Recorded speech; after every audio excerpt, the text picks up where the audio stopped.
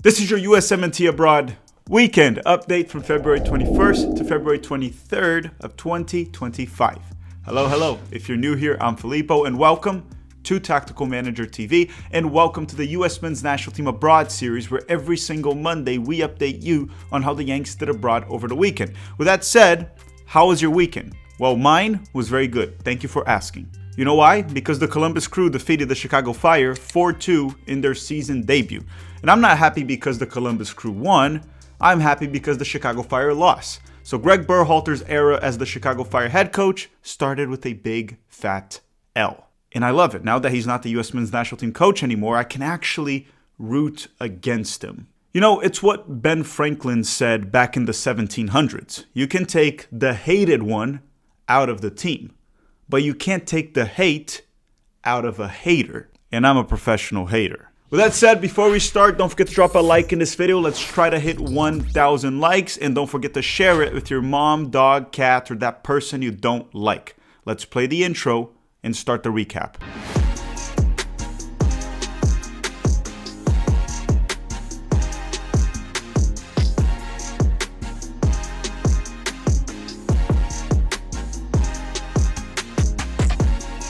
As always, we start with the top 5 leagues in Europe, the first one being the English Premier League. So let's go to England, and why don't we start by talking about Chris Richards and Matt Turner from Crystal Palace, and then we also have Anthony Robinson from Fulham, because they clashed over the weekend. And on Saturday, Chris Richards started and played the full 90 minutes for Crystal Palace during their 2-0 win over Fulham, so he helped them hold a clean sheet. And Richards was actually rock solid once again, winning his duels, great tackles, interceptions. Now on the ball, the passing ain't quite there yet.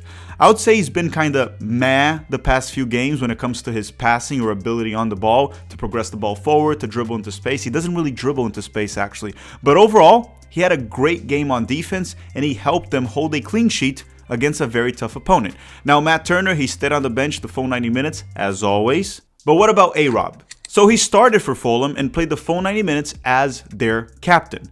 And in the first goal, it was an own goal after a corner. But if A-Rob got 1 inch higher, he could have cleared it. But he didn't, and then it hit his teammate, and it went in.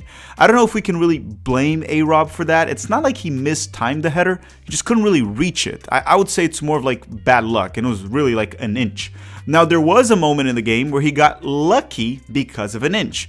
Mateta scored, but it was called offside. The player that almost left Mateta onside was A-Rob, but they checked on the VAR, and he was offside by like an inch. So let's just say 1 inch here, 1 inch there. Size does matter.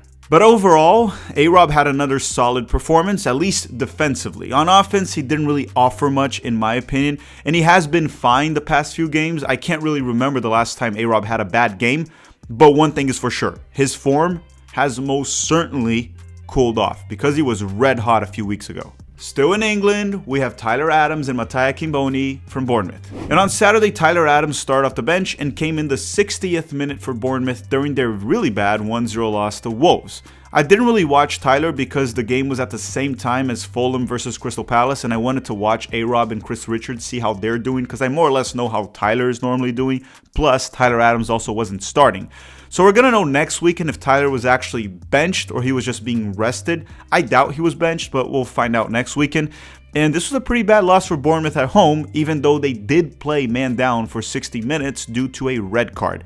Now, Mattia Kimboni, he didn't even make the bench for Bournemouth. Okay, time to leave England and go to a country that is beautiful, a very beautiful country called Italy. We're going to talk about the Americans that play in the Serie A. The first two being Christian Pulisic and Yunus Musa from Milan. And on Saturday, Pulisic and Musa both started for Milan during their 2-1 loss to Torino. This Milan team has been complete ass this season. Now, Christian Pulisic played the full 90 minutes as a right winger, Yunus Musa played 54 minutes as a central midfielder, and João Felix played 70 minutes as a false professional player. No, seriously, it's 2025. We can all stop pretending that João Felix is a good player or a promising player. That ship has sailed. He's not good. But how did the Americans do? And I actually thought Yunus Musa was quite poor, ineffective, and he was subbed out early, and honestly, it made total sense. Now, Pulisic's an interesting one because he had a big low during the game, he had his penalty kick saved by Savic. Some people said it was a good save and a good penalty kick, and I highly disagree. It was in fact a good save, but it was not a good penalty kick. Understand that a good penalty kick is unsavable. If you hit it near the upper 90 or you hit the side net with a powerful strike, it's like physically impossible for a goalkeeper to save it. Christian Pulisic's penalty wasn't bad, but it was one of those where he hit it not too far from the center of the goal. It wasn't that wide, which means if any goalkeeper guessed the right side, he would have saved it. Now, keep in mind, for context, Savic has saved like 9 penalty kicks this season, so this is a very good penalty kick shot stopper. But it was not a good penalty from Christian Pulisic, which is unusual for Christian Pulisic. Most of his penalty kicks are really good. That's why he had never missed one his entire career. This was the first time that Pulisic has ever missed a penalty kick for club and country. So my overall point here is he was facing a good goalkeeper. It was the first time he didn't really convert a penalty kick. So let's give him a break. As I always say, the context matters, and I don't really blame Pulisic. It can happen. Eventually in his career, he would probably waste a penalty kick, and unfortunately it happened. Now, besides that, I thought Pulisic had a positive performance. He found a few good crosses. He almost assisted Santi Giménez in the first half. He almost assisted Reinders in transition in the second half. He wasn't great, but he had some good moments. And keep in mind, according to his coach, Pulisic ain't 100%. So I was even surprised that he played the entire game. But you know, Milan was sucking. They were not playing well. Pulisic was one of their best offensive players. So when you look at it from that perspective, it kind of made sense why they had to keep him in for the full 90 minutes, even though he's not 100%. Next up, we have Tim Weah and Wes McKennie from Juventus. And on Sunday, Weah and McKennie both started and played the full 90 minutes for Juve during their 1-0 win over Cagliari. Now, Weah was once again very freaking good on both ends while playing as a right back. He was rock solid on defense, tremendous recovery speed, and on offense he was very good as well. He has been incredible with his dribbling lately, quite fast, blowing by defenders with ease. The dude has looked sharp. I have been very impressed with Weah this season. And that comes after he had a disastrous summer after he punched the Panamanian player and was a big reason why the US men's national team got knocked out of the Copa America in the group stage. But this season under Thiago Motta, he's been incredible playing as a fullback and as a winger, and on both ends. He has been tremendous for Juve. I would argue one of their best players, especially the past few weeks. As for Wes McKennie, he actually wasn't great in my opinion, at least not this game. He almost had an assist, but Vlahovic wasted it. However, outside of that, McKennie was mostly ineffective as an attacking mid. It wasn't really a stinker by any means, it just wasn't really a great performance. And yeah, a lot of it has to do with Thiago Motta's tactics. I don't think it was structured in a way where it would get the best out of McKennie on the ball. It was more off the ball. I don't think he even got that many touches. But my overall point, it just wasn't a good game for McKennie. We hold him to a higher standard, and that's what I'm doing right now. Now, next up is Gianluca Busio from Venezia. And on Saturday, Busio started off the bench and was subbed in the 76th minute for Venezia during their 0-0 draw with Lazio. Okay, now before we continue, you're going to quickly drop a like in this video if you haven't already, and then we're going to play a quick ad from the sponsor of this video so that we can somehow pay rent. Alright, we'll be back in 60 seconds. Do you collect sports cards? Do you play fantasy sports? Yes, no, maybe? If you said yes to any of that, I got something for you. And if you said no, you might still want to stick around. Tactical Manager TV is partnering up with SoRare with a special offer. The link will be in the description. In SoRare, you can collect your own virtual cards of your favorite players. And then you may be asking, why would I want to collect virtual cards? Well, you can line them up on 5-a-side games every single week. And if your players perform in real life, you can win actual money, signed jerseys, game tickets, or even more cards to improve your own club. And you can also get unique experiences like a friend of the channel, Fiago, that got to meet Zinedine Zidane. You know what's also cool? They also have the NBA and Major League Baseball. I'm mainly gonna just stick to soccer, but you do you. What I really like about SoRare, before we even partnered with them, is that they're unlike other fantasy games where you have to pay per play. In SoRare, you pay to get the players you want permanently as cards. And then you can play multiple times using those same cards, at least until the player retires, win rewards if your players perform in real life. You can also buy undervalued player cards for cheap, then hold, use them in the future when they improve or develop, and then you can even sell that card when its value goes up for better ones. Or just keep the money yourself. And if you use the link in the description of this video, you will get $50 in credit after buying your first 5 cards through auctions or instant buy at any prices. Play with responsibility. All right, enjoy. Okay, we are back. And as you guys can see, the ads are super quick. They're like a quickie. It's super quick, like 60 seconds. So now let's talk about the Americans in Germany, in the Bundesliga. The first one being Gio Reyna from Borussia Dortmund. And on Saturday, Gio Reyna started and played 69 minutes. Nice. For Dortmund during their 6-0 win over Union Berlin. I'm happy that Gio Reyna got the start, but the only reason he got this start was due to the fact that Brandt is actually dealing with a muscle strain. Now, this was a 6-0 win, a game where everyone eats, and Gio Reyna starved. He was far too passive and ineffective in possession. In terms of defense, he wasn't really tested. It was actually a very poor game from Reyna, and he was probably the worst performer for Dortmund, or among the worst performers for Dortmund, because most of the Dortmund side actually played well. And he doesn't really get minutes very often, and when he does, he needs to take advantage of it. But he didn't. Alright, that's enough of Gio Reyna. Now let's talk about Joe Scally from Borussia Mönchengladbach and Noah Kai Banks from Augsburg, because they clashed over the weekend. And on Saturday, Joe Scally started and played the full 90 minutes for Gladbach during their 3-0 loss to Augsburg. As for Noah Kai Banks, he stayed on the bench the full 90 minutes for Augsburg. Now, Kevin Paredes from Wolfsburg, the dude is still injured. And then James Sands from St. Pauli, unfortunately, he is done for the season. He had a major ankle injury and everything was broken. It sucked. He's done for the season with St. Pauli. So why don't we talk about Leonard Maloney from Mainz, but actually there's not much to say there because he stayed on the bench the full 90 minutes this weekend. His minutes have tanked. Ever since he left Heidenheim and went to Mainz, his minutes tanked. I mean, it makes sense. Mainz is a much better team than Heidenheim.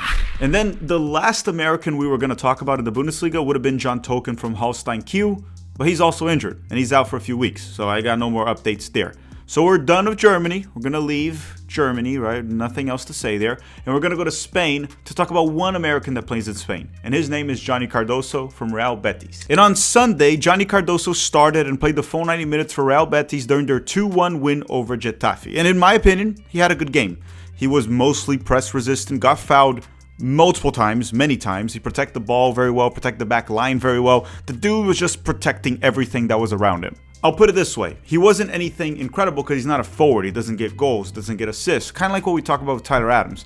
But he had a role to play in this game, and he excelled in that role. He was really good. He was one of the best players for Real Betis. But now we can leave Spain and go to France. The first player would have been floating Balogun, but he's probably out for another month or so, so he's still not available for Monaco. We're going to skip on Balogun, and we're going to talk about Marc McKenzie from Toulouse. And on Sunday, McKenzie started and played the full 90 minutes for Toulouse, putting out another fantastic performance on and off the ball during their 4-1 win over Le Havre. And you can put an outstanding performance right now by simply dropping a like in this video and putting a random comment in the comment section to boost us in the YouTube algorithm. And be creative with that comment. Come on, don't just put comment. Be creative with it. I don't know, like make a dirty joke or something. Come up with something, a dad joke, whatever you want. Think about it this way. What would Spicy Jeff do? But now let's talk about Tanner Tessman from Lyon. And on Sunday, Tessman started and played the full 90 minutes for Lyon during their 3-2 loss to PSG. And I was half watching this game alongside the Juve game. They were both at the same time. And here are a couple things that I noticed. One is that the Tanner Tessman-Matic double pivot is not really a good combo. If you play one of them, you need another guy that covers more ground next to them because those two guys don't cover a lot of ground. Another thing is Tessman is easily exposed on defense when left in isolation, and in this game it was actually quite evident, especially on 1v1 situations in multiple occasions. Of course, the opponent was very good, it was PSG, but still, he could not handle them in multiple situations throughout this game. Now, on the ball, Tessman is actually quite good when given time and space. His passing range is fantastic. He also did hit a very dangerous long shot, but at times, under pressure, in tight spaces, he does struggle. So I'm here once again asking you to help me push the Tanner Tessman is a center back agenda. Man, he would be one heck of a ball-playing defender. Trust me. I know. They need to try Tanner Tessman as a center back at some point with the national team or at this club. Someone has to do it. I am begging whoever coaches Tanner Tessman. All right, now let's go to the Eredivisie. Let's go to the Netherlands. And PSV did not have any games this weekend because I believe they have a Dutch Cup game during the midweek. Also, pretty much all the Americans there are injured anyway, so it's not like it matters. Now, Utrecht with Paxton Aronson, they had no games this weekend, so I have no updates there. However, Taylor Booth actually played for Twente. So let's talk about it. And on Sunday, Taylor got his first start for Twente, and he played 62 minutes for them during their 2-0 win over NEC in the Eredivisie. Now, I don't know how he did. I didn't watch this game, just to be honest, but I'm just happy that he's finally getting minutes. He's starting, and hopefully he gets his confidence back up. We know he is talented, but he needs to play, and he needs to stay healthy. And those were things that were not happening with Taylor Booth when he was with Utrecht. So it was good that he left. Now, hopefully, things work out. Okay, now we're going to go back to England so we can talk about the Americans in the second division of England, the EFL Championship. The first one being Josh Sargent from Norwich. And on Saturday, Sargent started and played 86 minutes for Norwich, scoring a brace, being the man of the match, and helping them secure a 4-2 win over Stoke. The first goal was a scrappy goal from close range, which as a forward, you got to score those, and score those, he did. Now, the second goal was a beauty, the Mona Lisa of goals. Sargent cut the defender with a trick move from outside the box and hit a powerful shot with his left foot, which, is supposed to be his weak foot. And then it just went in. It was impossible for the goalkeeper to save that. It was a beautiful shot, a tremendous shot. And if you missed that goal, you got to go watch it. It was great. And Josh Sargent right now has 7 goals in the past 6 EFL Championship games. He's been on fire. And I love it. But the problem is, I'm not a Norwich fan. I don't really care that much if he scores for Norwich if he doesn't do the same for the national team. And he's going to get a huge opportunity in March. So once again, 7 goals in 6 games for Norwich in the past 6 games. But you gotta do it for the US men's national team. Otherwise, we don't give a shit. Now, Brenden Aaronson, he plays on Monday, so you know the drill. Let us know in the comment section down below. How did Brenden Aaronson do? Ethan Horvath stayed on the bench the full 90 minutes for Cardiff City, the team from Wales, the country. Haji Wright is still injured. He still has not returned from that nasty ankle injury that he had back in November. He should be back soon, but he still hasn't even made the bench. Caleb Wiley is also still injured for Watford with his shoulder injury, so he hasn't played for them, hasn't even made a debut for them. Daryl DK stayed on the bench the full 90 minutes for West Brom, which makes sense. He's just coming back from the Achilles injury. But Aidan Morris played for Middlesbrough. And on Friday, Aidan Morris started and played the full 90 minutes for Middlesbrough during their 2-1 loss to Bristol City. And, they're actually on a 5-game losing streak right now. That's enough for England, but we ain't leaving the island yet. We're going up north to Scotland so we can talk about 2 Americans that play for Celtic, Cameron Carter-Vickers and Austin Trusty. And on Saturday, Trusty and Carter-Vickers both started and played the full 90 minutes for Celtic during their 2-1 loss to Hibernian. Alright everyone, thank you very much for watching. Don't forget to drop a like before you go. It helps the channel quite a bit. Thank you very much SoRare for sponsoring this video. And that's all for today. Maybe later this week we will release a video of MLS US men's national team prospects that you must follow this season, so that might be out on Wednesday or Thursday. And that's all for today. I want to thank you all very much for watching and have a great day.